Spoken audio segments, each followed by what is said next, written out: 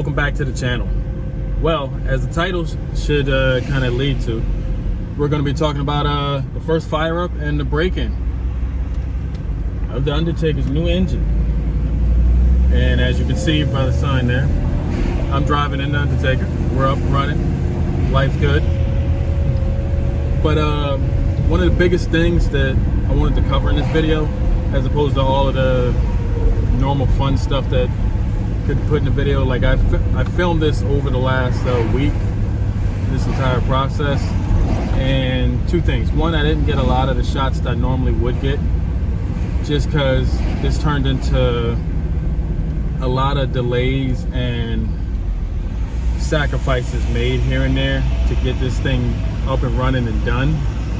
So in the process of that, it kind of meant that I couldn't be delaying the process even more by me filming certain things, because when I go in depth filming, that means I have cameras in the way while my guy's working, which in some situations aren't really a problem because we know how we're going to be doing things and we're not rushing.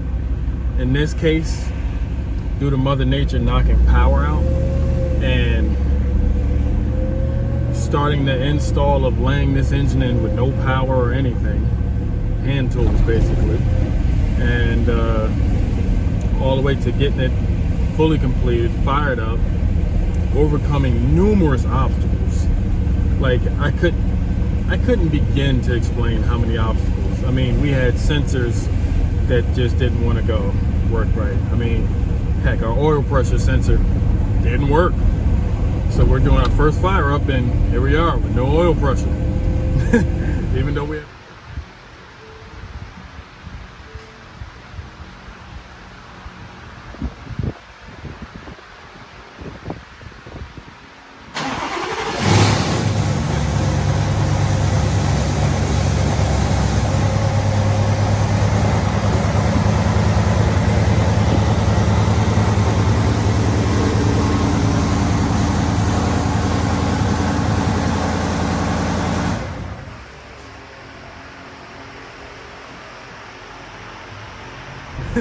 even though we have oil pressure. So we got so many scary moments trying to get things last second due to, like I said, things that were out of our control.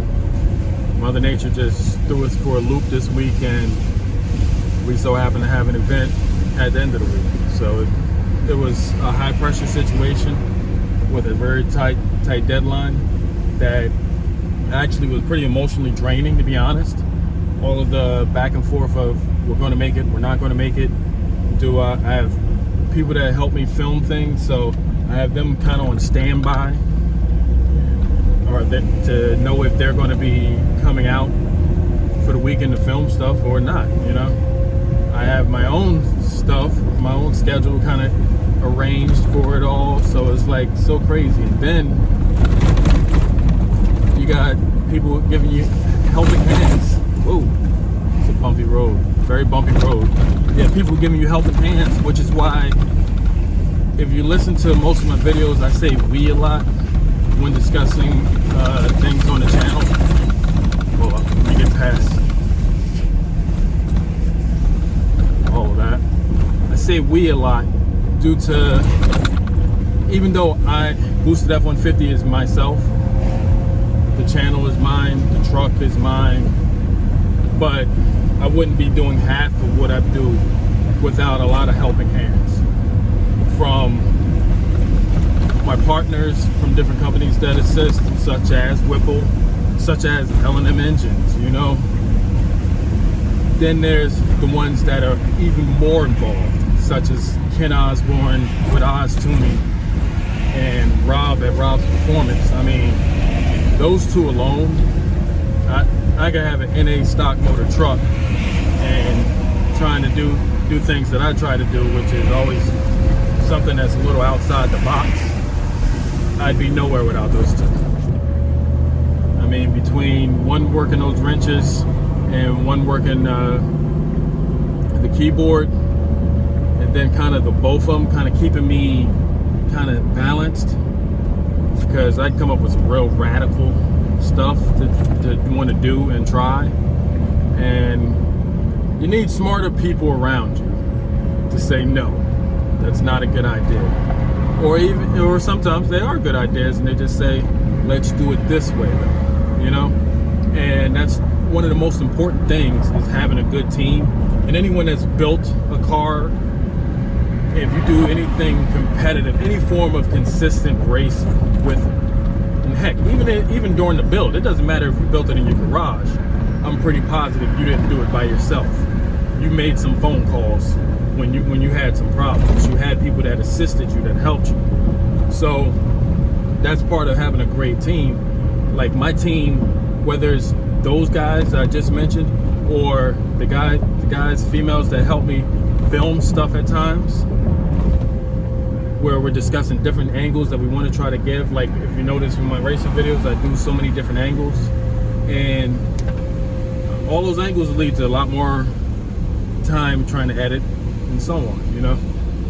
I mean, heck, I've gotten permissions at times from track officials to put cameras in locations that, you know, maybe they shouldn't have a camera, you know? But it's so many different things to be different and to show stuff, my expression of things the way that I want to. Any video that I do, I try to do in a way of something that I want to watch, as opposed to just being a video of, all right, this get 1,000 views. Let me see if I can blow my motor up, you know? Yeah, I know people love to watch things that just go wrong, you know? So I could always do some crazy stuff like that, but that's not me. So what I try to do is competitive racing, because I like racing and I like competition. But in doing that and to be consistent, that's where a team comes in, because you can't do everything by yourself. And if I didn't know, which I already knew, that, then this past week definitely showed it, because I had people staying up late, taking time away from their families and their own personal stuff to help me complete something. And when I say help me, I mean they're doing the majority of the work, because again, I don't turn wrenches. So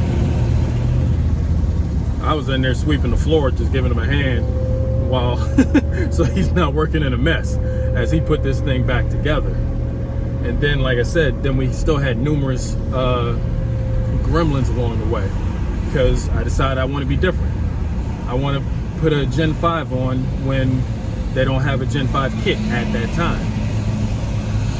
I want to put a 10 rib on. They don't make it. Again, the kit that they had was for a Mustang. Mustang has a different timing comfort than an F-150, a different alternator, because there's different clearances and different voltage, what is it? Voltage, wattage, however you want to call it. It's a different power for an F-150. The strain that's on that versus a Mustang.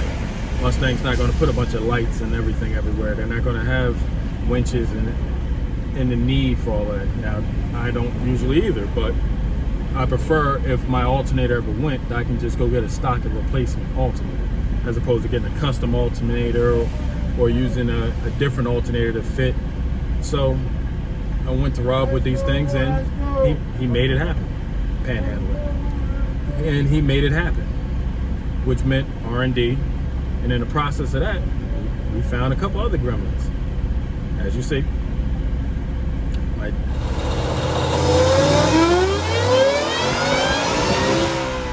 tensioner, we found out was a little weak, which is the stock tensioner that came on the truck when we bought it.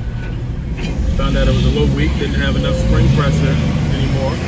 So we got a new one, and excuse me, got that resolved. But you're talking about trying to acquire parts at a last minute moment, actually during closed hours, you know? So it's like so many different things. I mean, I had like I said, sensors go wrong, things that you don't think of, because in perfect world they shouldn't even come up. But when you're on a deadline, everything seems to come up. Anything that can go wrong will go wrong. I mean, I had missing gaskets, so I had to acquire specialty sized gaskets at the last minute. And when I say last minute, I mean last minute. So all of those things, if I was trying to do by myself, this would have never happened. But due to having such a great team that wanted to see me succeed, wanted to see me go out there to make the content, to drive the truck, to have fun with the truck. They were there to help that happen, the pushing force. Because there were plenty of moments where I was like, it just ain't happening. It's not happening, you know? But it did happen. And I thank them graciously. Like I said, Ross Performance, Ken Osborne, there's nobody better. Nobody better. I don't care what anyone else says. My guys are better than your guys. But we did get the engine installed. We did get it fired up. We did get it broken in. And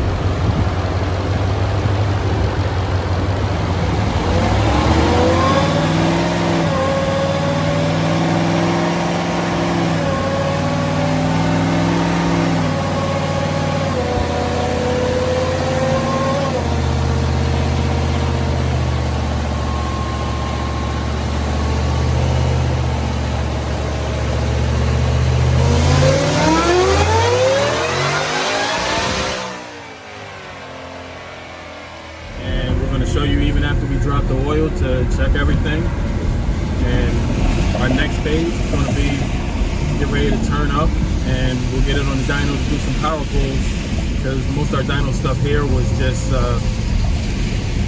for break-in, because we wanted to make sure that those rings seated and everything. So I mean, she made decent power. I mean, we were on like 93 with the largest possible pulley. Like, there's barely any space between the blower and the pulley. It's the largest pulley, and it's still on 93 with, like, I don't know, 640-ish or somewhere around there, and that's not even a full pull. So she made good power. Our cooling system works pretty well. I mean, we'll go into the stuff from the event, but compared to some of the other guys that were there, it was pretty stout. And considering it's not even the completed version, I'm very confident with it. This was a makeshift version so that we could get to the event. But now that I've kind of got that off and giving those guys that extra pat on the back, because like I said, those guys are priceless to me. We'll go into this last phase of the video, which is us dropping the oil. So there you go. And we're live. Action! Alright, now it's time to go ahead and cut this baby open and see what's going on with the engine. This is what most guys should do. I don't know if a lot of them do it. I'm a little old fashioned, but still do it. To see what's going on as far as on the break-in. So let's take it to the table and put the cutter on it.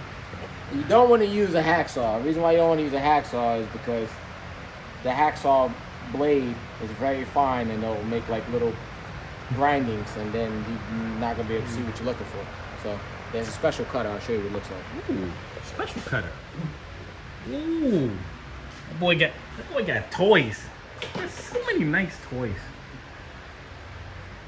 Little oil filter cutter. Just lay it in your vise. This is a little tool. It's got a blade on the end. This part hooks the bottom of the filter, and you get a nice cut all the way around. Oh, yeah. Not really special, but it's meant for this. It's like a can opener. Yeah, basically. For your filters. But we could do a beer can like that too, right? Yeah, I mean, you can. You can. I got all types of engines in the video right now. Boat motors, a GM. That's the boat motor. That's not in the video. Yeah. No. That's. Yeah. That's. LS3. No, that's not. Well, the things you do for your friends, you know? I mean, let's see. Should be cut real nice like that. I have to whack it one more time. Try not to get dirty here. A little messy.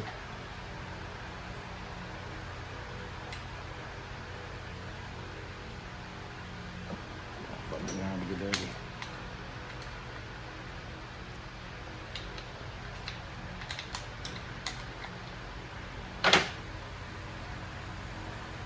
I don't know if she's fully cut yet, but I ain't about to rip my little fingers open.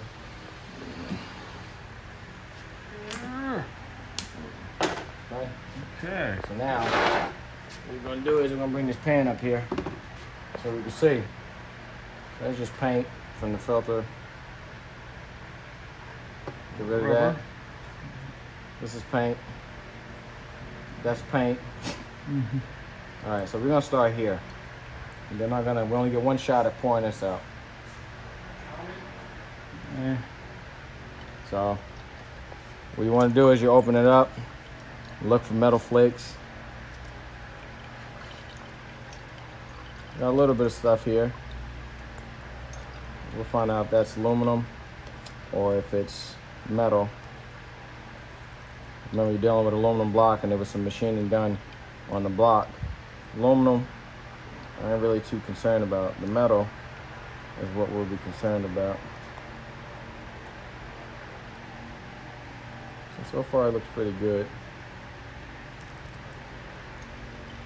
So let's go to the bottom here. We'll only get one shot at this. So you're gonna see it looks a little sparkly. I don't know if you guys can see that on camera. So the biggest deal is gonna be the stuff at the bottom. All the shards and stuff usually hang out at the bottom.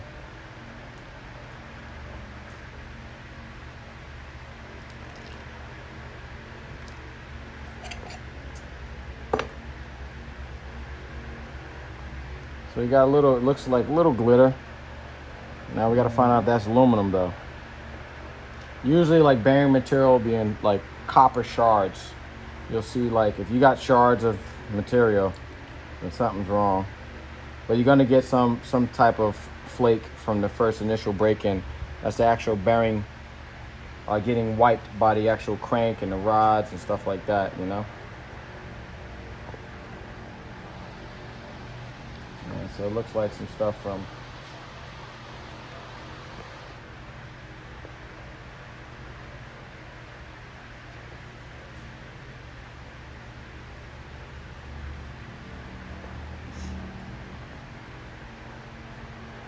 it looks more aluminum than anything. Let's see if it picks it up. Yeah, that's aluminum. Other than that, it would pick it up. Yeah. So you got some aluminum material.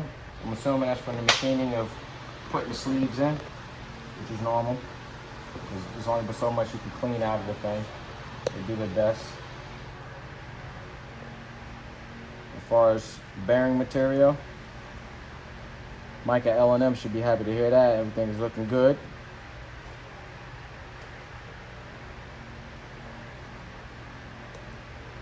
And it's aluminum.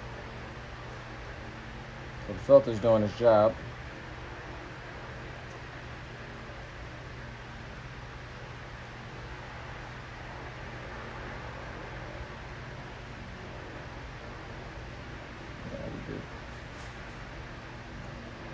So all we gotta do is do it next oil change. We'll monitor it and see what we got. And it should be less, because basically it kind of like washed everything through. So that'd be a normal oil change, 500 or so, or I'll probably do like, I usually will do break-in like this, and then I usually tell a customer they're gonna do heavy driving, 500 miles, moderate driving, like just kind of like get on a little bit, 1,000 miles, and bring it back. That's what we usually do. We'll break the engine in on the dyno, drop the oil, cut the filter open, take a peek, and then I usually give it back to the customer, tell them put about like 1,000 miles on it, and then we'll drop the oil again, cut the filter open, take a peek. By that time, like I said, all the stuff from machining and whatnot, these guys try to get out as much as they can out of the block by hot tanking them and stuff like that and cleaning them. But sometimes stuff just kind of just floats around in there. But the good thing is this is not eating itself. The motor's not starting to break down. That's the main thing. That's what we're looking for, is bearing material. And most of the stuff I see here is aluminum, which is good. And the filter is doing its job, so we're looking good.